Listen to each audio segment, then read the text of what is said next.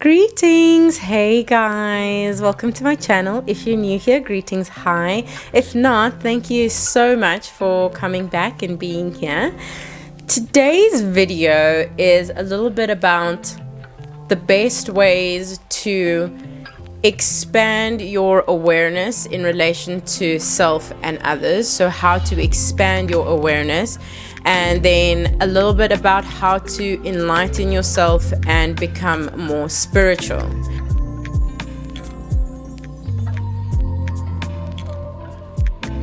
So I will just be giving you guys a few tips and lessons and approaches that will help you sort of elevate your sense of self-awareness, and then how to raise your vibrational state of being by enlightening yourself and sort of becoming more spiritual and in tune with what's going on internally, which will then help you with what's going on externally, I believe.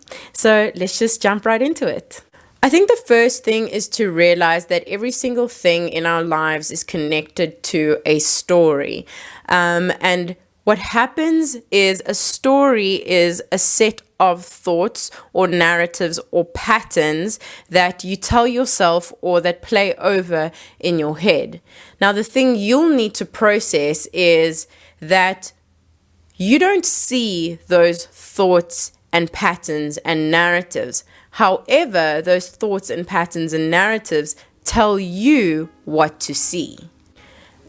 And so according to whatever story or narrative or thought pattern is playing in your head, you won't see things as they are, but rather you'll see things as you think they should be. As a result of the stories and narratives and thought patterns playing in your head, you are causing a certain level of resistance by trying to see things as you think they should be.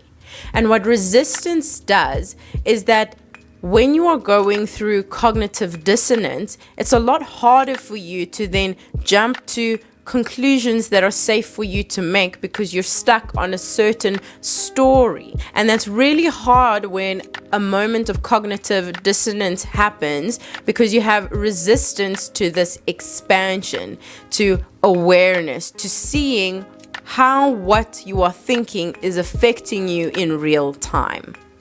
And because you are causing resistance because of the stories and narratives in your head, nothing in your life can expand or grow because you're not allowing cognitive dissonance to happen. You are not allowing yourself to learn something new beyond the story you tell yourself.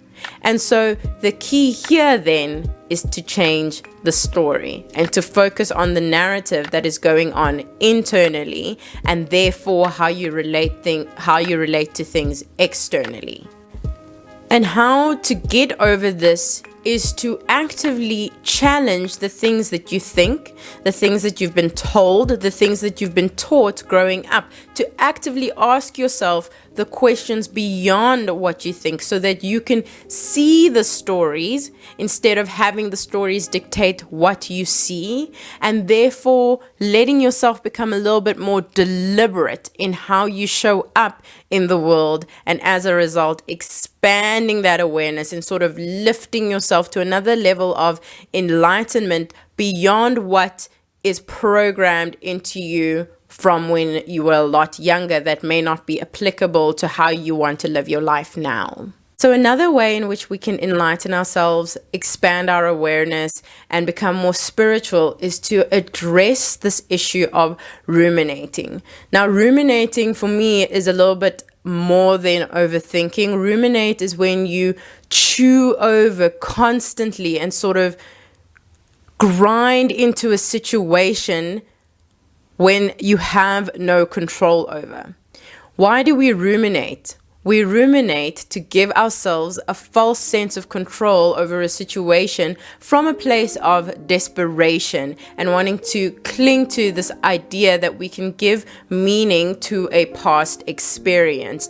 And it actually keeps your body in a state of fight or flight, because you are trying to solve a problem that, quite frankly, isn't there, but you're trying to hold on to and control the outcome of something that is already done, the outcome that is already finished. Now, can you give new meaning to old experiences? Yes, but that is then linked to my previous point of rewriting your story and tackling your wounds and actually taking action on the things that you can control.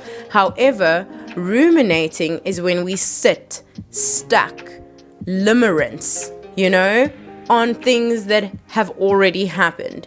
So ruminating gives us this false sense of control that we really don't have over a situation, a past experience, place, or thing. What happens when you ruminate, I believe, is that you, to some degree, are committing self-harm. You are harming yourself because you are keeping your body stuck in a very specific emotional state, and that emotional state is something that caused you harm, and therefore you're keeping your cortisol levels up. You're keeping yourself in a state of fight or flight because you are ruminating. And so tackling rumination is about tackling your story, but it's also about finding healthy ways and a reasonable outlet for things that you can no longer control. Because when you are feeling desperate, when you are ruminating, when you are trying to rewrite a hurtful experience, not from the perspective of using therapy and helpful tools, but when you are just constantly thinking and rethinking and how it could have been and how it should have been and what you would have said and what you didn't say, you are keeping yourself stuck, and your body is receiving those same emotional signals as when you were going through that thing in real time. And so addressing the topic of rumination can actually help you in your spiritual journey to be more present with what is instead of fixating on what was, and to approach how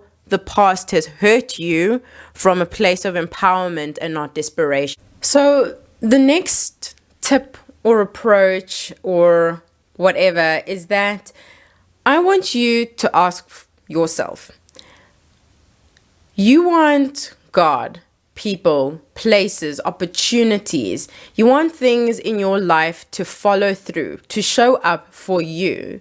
But when it's time for you to show up, to do the things you said you were going to do, you don't do them. When there is a deadline at work, for instance, and I'm very, very guilty of this, I will kick, scream, cry, anxiety, puke, purge, get pimples, whatever, to make sure I meet this deadline, to make sure that the work is done, to make sure that my boss is satisfied, to make sure that this one project is done. When a friend wants something or needs something and it's by this date, we organize, we plan, we whatever. But when it's your things, when you set yourself the deadline, when you want to do something that's just for you, there is no follow through.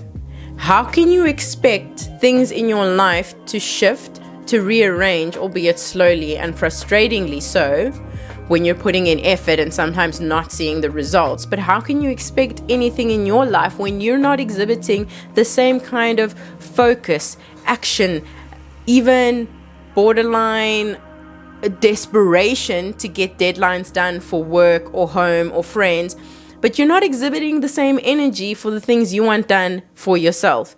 I know that the pressure is different when it's something like your job or whatever, because you don't want to lose your job. I'm just saying you're applying the gas pedal in all the wrong places sometimes.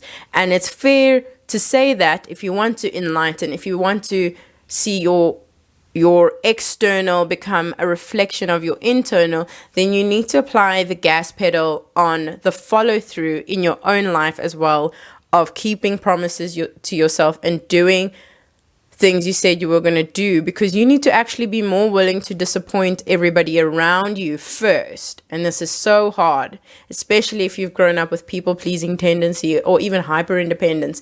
But you need to show up, for the things you said you were going to show up for yourself, maybe even more intensely than showing up for the things that are not necessarily giving you the outcomes that you want. Okay, I mean, it's a nuanced conversation. Everything always is, but take it with a grain of salt. Point is, I don't know how you can really expect God, the universe, life, the opportunities, the people to be on your team when you have not shown in any capacity that you're on your team. You know what I mean? I need more lip gloss. How can you expect someone or life to stop benching you when you're not even at the game? You're not even on the bench. You're not even ready to play the game. You didn't even put on the uniform. You're not even showing up a little bit. And you're getting tired and frustrated of life for benching you when you're not even at the game. So it's something to think about, especially in this theme and realm of, becoming more aware of your own self-sabotaging practices, how you are approaching your life, because this is your one life. And it's really important that you address it. I know I speak about spiritual practices and sometimes very abstract concepts on my channel, but I'm a really, really, really logical person. I really try to approach most situations with only logic and say what you want to say, but that's not always the best way. Okay. You need to learn to trust your gut. You need to learn to trust your intuition. You need to learn to listen to it. I realize that my mind is louder than my intuition. So usually your gut knows before your mind knows. Your mind is setting off alarm bells. It's doing all this thinking. It's releasing all the thoughts ever about a specific topic, thing, place, whatever, and it is causing you actual stress. Your gut is quiet. Your gut sounds like a whisper. Your gut is like, it's a little uncomfortable, but it's not doesn't feel like you're in danger. It feels like, wow, okay, and what would you like me to do about that? Not, oh my goodness, if you do this, this is going to happen. Or, last time, your mind makes noise, but your gut is a little bit more quiet. And when you start to trust your gut, when you start to trust the silent little pushes and nudges on your day-to-day basis, you are looking for signs beyond what you can see and touch, because life isn't only what we can see and touch. You must approach with logic, always.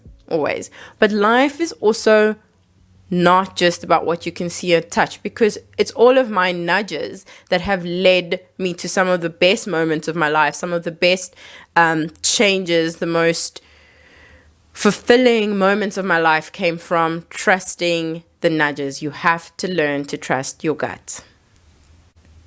When you trust your gut, you realize that what your body truly needs may not satisfy the ego. So what you really, really, really need, which may be maybe like a workout, which may be a job change, which may be, there are a lot of things. It may be confronting that person about the thing. It might be just jumping into sloppy action about a thing instead of thinking in cycles and cycles and cycles, ruminating. Hey guys, my camera battery died, but I was at the end of the video. It was the last point, just about trusting your gut and focusing on the quiet nudges and learning to trust yourself and your own experience. Yeah. If you've gotten to the end of the video, please like and subscribe. Comment your top 3 favorite emojis. I am vibing with the bee, the little turtle, and the whale with the spritzers coming right out the top. Those are wonderful. Love them. Love you. And have a great day.